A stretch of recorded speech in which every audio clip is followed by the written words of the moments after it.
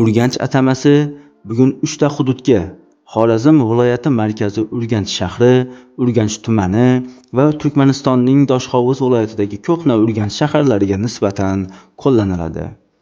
17-asr yarmida Abulg'ozi Bahodirxon tomonidan yangi Urganchga asos solinganidan keyin Turkmaniston hududidagi Urganch Ko'hna Urganch, Xorazm viloyatidagi Urganch yangi Urganch deb atala boshlandi.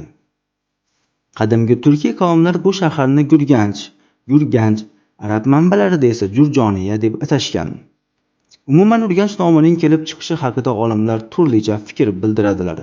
Xususan, xalq orasida Urganch nomi Xurq ismli qiz va Ganch ismli yigit muhabbati sharafiga atalgani borasidagi farazlar mavjud. Bunda Xur quyosh yoki baxt, Ganch xazina ma'nosida, baxt xazinasi degan ma'noni bildiradi.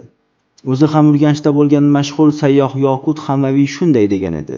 Xorazm shahar emas, umuman o'lkaning nomidir. Poytaxtga kelsak, uni Jurjoniya deb atashadi. Mahalliy aholi uni Gurganch deya ataydi. Ammo bu nom arabchalashib, arablarda Jurjoniya deb talaffuz qilinadi. Professor Zarifboy Do'simov Urganchning birinchi komponenti uru xorazmiy tilida katta ma'nosini bildirgani Urganch sifatida katta shahar, katta qal'a ma'nosini berishini ta'kidlagan. Professor o'z fikrini xalq orasidagi afsona bilan uyg'unlashtirib, Ganch va Kant atamalarining aloqadorligini asoslaydi. Bartold Avestodagi Urva so'zini Urganch toponimi bilan aloqador deb hisoblagan. Janubiy orol bo'yidagi hozir ham Urga deb nomlanadigan shaharcha ma'lum bo'lib, orolning toshishi natijasida milodiy 7-9 asrlarda shaharliklar janubga ko'chganlar. Ular yangi shaharni Urgent deb atagani aytiladi. Filolog Ahmad Ishayev Urgin taxt, saroy ma'nosida kelishini ta'kidlagan. Akademik Muhammadjon Yo'ldoshev Gur so'zi qadimda nur ma'nosini bildirishini, Gurganch esa nurli tuproq degan ekanligini aytib o'tadi.